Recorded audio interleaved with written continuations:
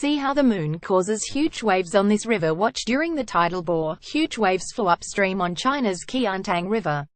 On October 6, more than 100,000 tourists gathered on the banks of China's Qiantang River to witness an extraordinary sight: a wall of water several feet tall racing its way upriver.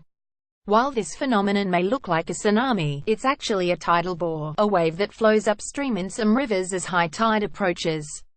More than 80 rivers around the world have tidal bores, according to one Whittle cited 1988 catalogue.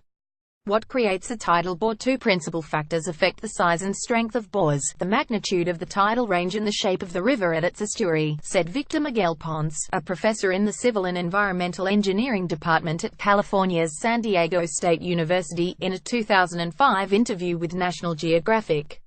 Barring extreme weather conditions, bores form only when a river's mouth is shallow, uniform, and resembles a funnel. Bore-bearing rivers also need to experience large swings in water level between high tide and low tide in their estuaries, where the river and sea meet and mix. As high tide rolls into one of these bore-prone estuaries, the influx of water becomes more confined as it moves upriver. As it encounters shallow water, the crest of the wave moves faster than its trough, sharpening its peak. Eventually, the wave breaks, and a bore is born. Some tidal bores have global reputations for their beauty and destructive power.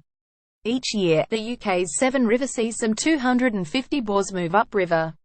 The Lupabenik bore in Sarawak, Malaysia, nearly drowned the British author Somerset Maugham during a 1949 visit. And as National Geographic reported in 2005, some bores in the Amazon have become tourist attractions, as thrill-seeking surfers try to ride them upriver. The estuary's structure is textbook bore material. The Hangzhou Bay, into which the Qiantang River empties, is more than 60 miles across at its mouth, but it narrows to a gap less than 13 miles across where it meets the Qiantang. As high tides enter the bay, they're funneled in toward the river's mouth, spawning massive high tides and especially strong tidal bores. These walls of water pack extraordinary power. Over the years, the Qiantang's bores have constructed a massive complex of sandbars with an estimated total volume of 42.5 billion cubic meters. That's enough sand to fill a box 2.6 miles to a side. According to CCTV, China's state-operated television network, the best time of year to see the Qiantang bore is midway through the 8th month on the Chinese lunar calendar, which happens to fall this year during mid-October.